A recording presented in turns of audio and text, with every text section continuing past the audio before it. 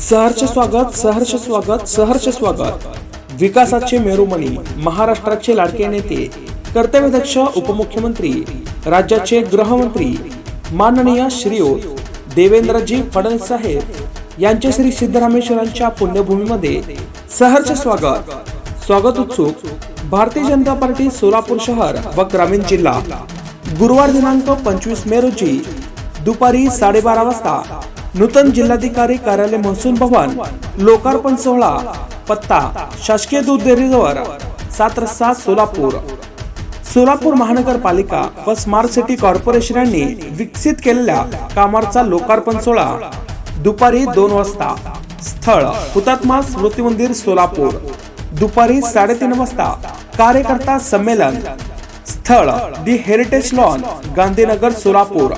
तर या कार्यकर्ता संमेलनाला मोठ्या संख्येने उपस्थित राहावे, आपली उपस्थिती प्रार्थनीय।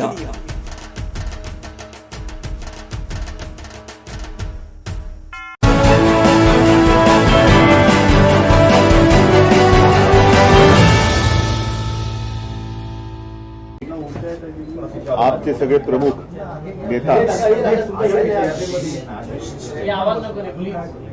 गेल्या काही दिवसात दुसऱ्या वेळेला मातोश्रीत आलेले आहेत आणि एक गोष्ट नक्की की नातं जपण्यासाठी शिवसेना आणि मातोश्री प्रसिद्ध आहे।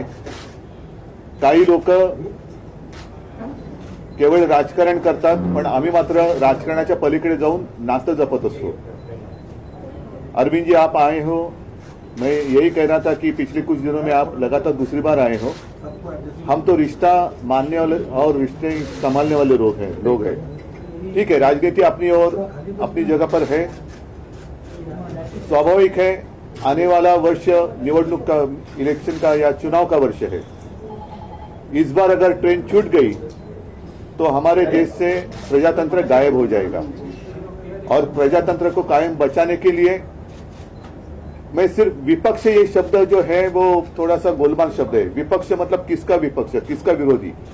हम तो सारे देश प्रेमी हैं और देश से जो प्रजातंत्र हटाना चाहते हैं वो प्रजातंत्र के लिए और देश के लिए मैं मानता हूं आज से उनको विपक्ष या विरोधी बोलना चाहिए। लोकतंत्र विरोधी, लोकतंत्र विरोधी लोगों का मुकाबला करने के लिए और देश को बचाने के लिए हम एक साथ आए हैं, संविधान को बचाने के लिए आए हैं।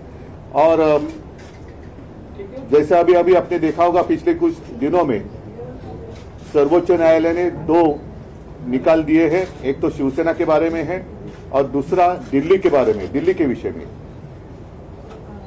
प्रजातंत्र में सबसे ज्यादा महत्व जो भी लोक प्रतिनिधि होते हैं उनका होना चाहिए। और आप मतलब अरविंद जी भी है और आप पार्टी भी है, सरकार भी दिल्ली की है। उनके मैं साइड से नहीं कहता कि, लेकिन उनके बारे में जो सर्वोच्च न्यायालय ने एक फैसला दिया है वो एक प्रजातंत्र के लिए आवश्यक था, लेकिन उसके खिलाफ केंद्र सरकार ने काय म्हणे त्याला वटहुकूम, अध्यादेश लाया। तो ये कौन सा जनतंत्र है? ये तो लोगों ने चुने हुए प्रतिनिधि है, अपने लोग हैं, अपना प्रतिनिधि उन्होंने चुना है, तो उनको कुछ अधिकार होने चाहिए कि नहीं होने चाहिए? तो फिर शायद ऐसे भी दिन आ जाएंगे कि राज्य में, स्टेट में इलेक्शन ही नहीं हो जाएंगे, सिर्फ केंद्र में इलेक्शन हो जाएंगे।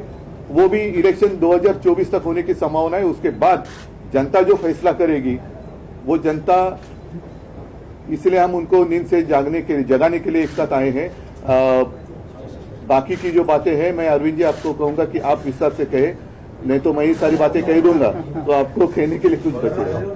सबसे पहले मैं आप सब लोगों को शुक्रिया अदा करता हूं आज यहाँ आने के लिए। मैं उद्धव जी का, उनके पूरे परिवार का और उनकी पार्टी का अपनी तरफ से, अपनी पार्टी की तरफ से और हमारी पूरी टीम की तरफ से, हम जो लोग आए हैं सबकी तरफ से तहे दिल से शुक्रिया अदा करता हूँ। इतना उन्होंने अब हमें अपने परिवार का हिस्सा बना लिया है, तो जैसा उन्होंने कहा मैं भी उन्हें कहना चाहता हूँ कि हम भी रिश्ता निभाने वालों में हैं। आपके साथ रिश्ता बनाया है तो पूरी ज़िंदगी आपके साथ रिश्ता निभाएंगे, दोस्ती का रिश्ता। Thank you so much for receiving us so warmly.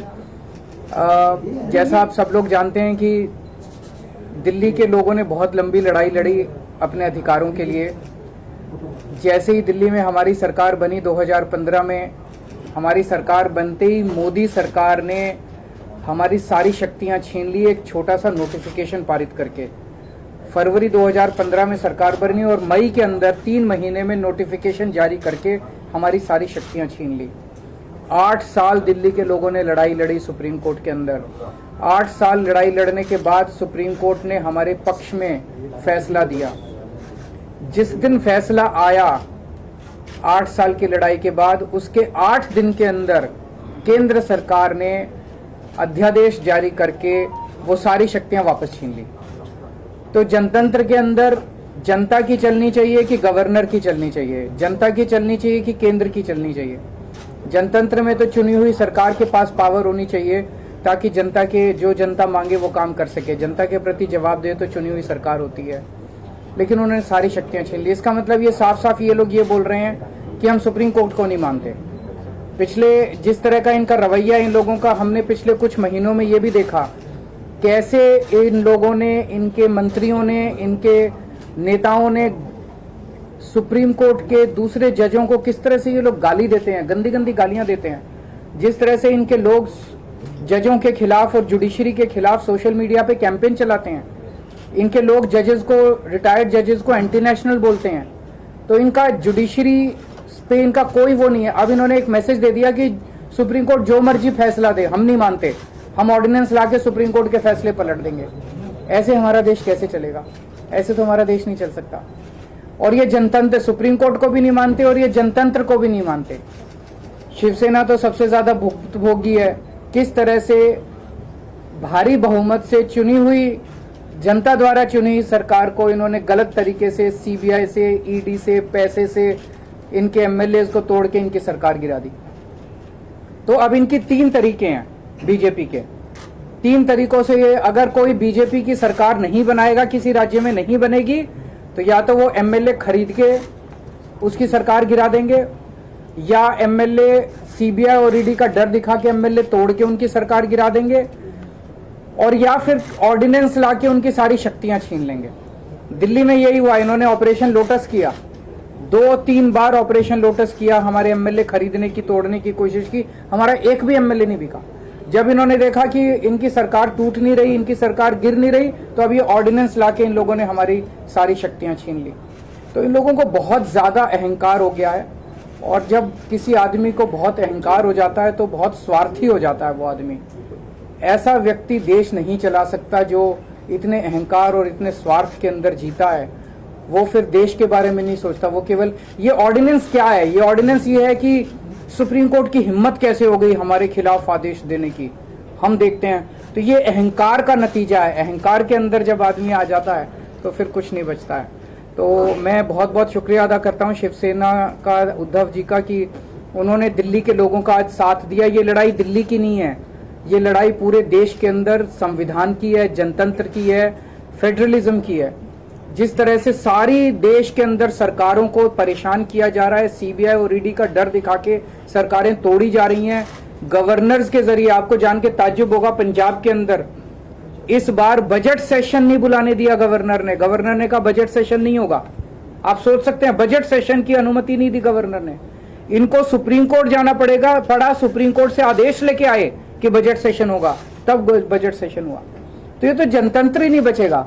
फिर चुनाव क्यों कराते हो? फिर तो एक प्रधानमंत्री और 31 गवर्नर बैठ के अपना देश चला लें।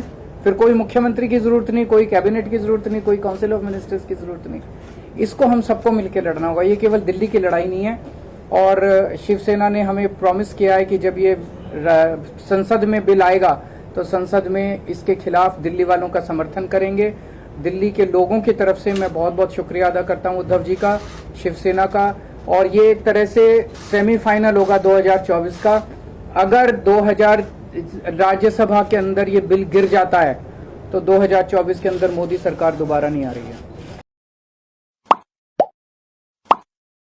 Like, subscribe, click on the bell.